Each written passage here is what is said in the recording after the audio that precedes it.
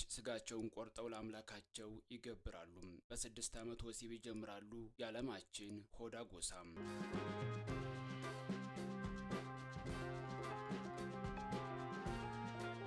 ሰላም ጤና ይስጥልን ውድ የጥለት ቤተሰቦች እንደምን አላችሁ? በዛሬው ዝግጅታችን በኢትዮጵያና በአንዳንድ የአፍሪካ ሀገራት ጭምር ስለሚኖሩ እጅግ አስገራሚ ባህልና እምነት ስላላቸው ጥቂት ጎሳዎች እንመለከታለን። በ6 ዓመት ወሲብ ከመጀመር አንስቶ ቤተሰብ ሲሞት ጣትን እስከ መቁረጥ የደረሰ አስገራሚ ባህል ያላቸውን ለማመን የሚያስቸግር እምነት፣ ጥበብና ማንነት የያዙትን ዛሬም ድረስ በዚህ እምነታቸውና ጥበባቸው ከስልጣኔ ርቀው የራሳቸውን ሕይወት ስለሚኖሩት አስገራሚ ጎሳዎች እንያለን። አፍሪካ እጅግ በጣም ጥበበኛ የሆኑ የሚደንቅ የህይወት ፍልስፍናን ከጥንት ጀምሮ በዕለት ተዕለት አኗኗራቸው ውስጥ እየተገበሩ የሚኖሩ ቁጥራቸው እስከ 3000 ድረስ የሚገመት ጎሳዎች ባለቤት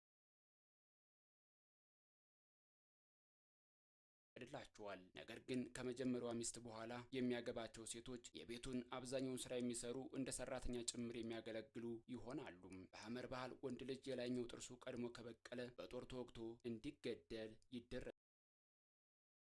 አድዛቤን ጎሳ ከዘላልነት አላቀው በአንድ ቦታ ተረጋግተው እንዲኖሩ ሙከራዎችንና ጥረቶችን ቢያደርጉም አድዛቤዎች ግን ዛሬም ድረስ አባቶቻቸው በመቶዎች ለሚቆጠሩ ዓመታት ያደረጉትን ተመሳሳይ የአኗኗር ዘይቤ እንደተከተሉ አሉ።